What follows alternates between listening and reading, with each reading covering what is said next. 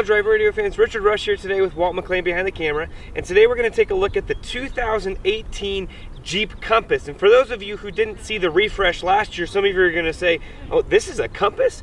Yes, this is a Compass. This is kind of a miniature version of the Grand Cherokee and the new Cherokees with the front end and that sort of stuff. And actually, I really like this vehicle. So with that being said, Walt, let's go on a quick walk around. We'll talk about some of the features. So this is the limited trim level 4x4. A lot of the Compasses are actually going to be available in a two-wheel drive, front-wheel drive model, but of course it's not a Jeep without that off-road capability. So you can see the front and stuff. Again, they redesigned this vehicle mid-cycle last year, really improved it in my opinion, really improved the look of the vehicle. It definitely has some luxury elements in terms of you got the LED kind of surround lights right there. This has got a lot of the safety features that you're looking for in this type of vehicle. As you come around to the side, again, the nice body lines, the Compass with kind of that black lettering. You do have a Jeep mirror type here. It's kind of a little bit of a miniature Easter egg.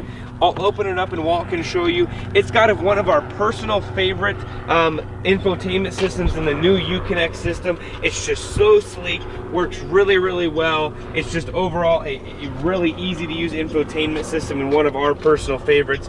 Let me see, you see on here. Again, this is the limited model. It's got the advanced safety and lighting group, which gives you all of the assists I mentioned before, plus auto high beam control. It's got the safety and security, the navigation group, which again is really some great features on a vehicle of this size.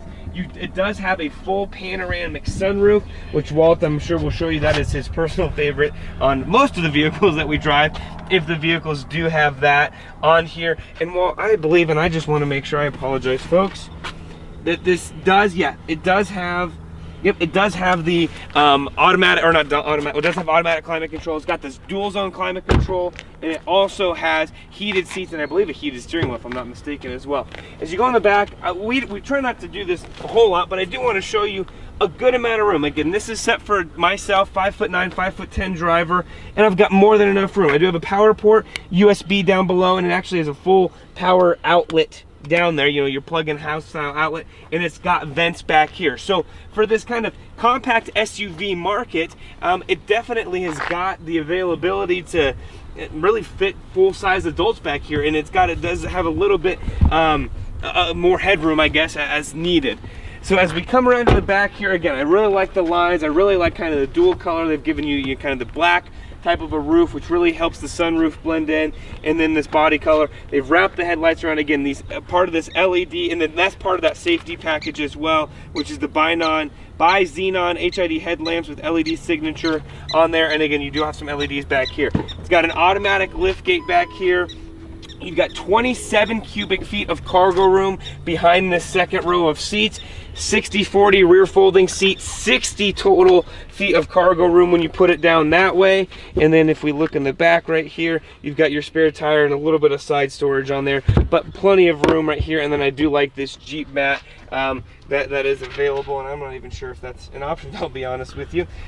Compact spare tires, $245. The power lift gate is $500. The dual pane sunroof I mentioned above is $1,295, so $1,300 option. There's another Jeep Easter egg for you right there, and that's where the close button's at.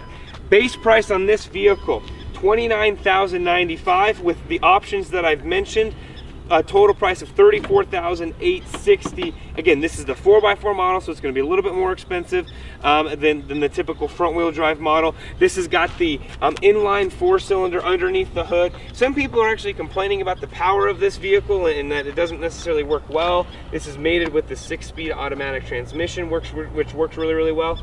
I'll be honest with you, we didn't notice any power loss even up here at our altitude. I thought it was more than powerful enough. I mean, would I love a nice little turbocharged engine in here at some point in time? Absolutely.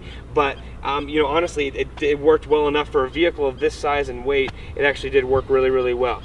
I'm trying to see if there's anything else in here that I need to know. Again, we did a full review on this actually last year when we were able to get our hands on this vehicle, but the big change is going to be on the exterior. It definitely looks more and more like I guess it's Grand Cherokee older sibling, and Jeep has even done that with the Cherokee, and I like that because I like that styling. I like these LED headlights. It gives it more of a luxury look, even if you're not paying for it. And at just under $35,000 for this model, I think it's honestly, it's a really affordable piece of something that will get you to and from, and also gives the availability to go off-roading whenever you want to. Last thing I'll say, fuel economy. 22 and 30 for an average of 25. We've actually been able to average right around 28, 29 miles per gallon for, again, four-wheel drive, full capabilities, mud, snow, sand, you know, automatic mode, all that on this vehicle. Again, personal favorite of ours. We've always been partial to Jeeps, I'll be honest with you, but I really like what they've done with this.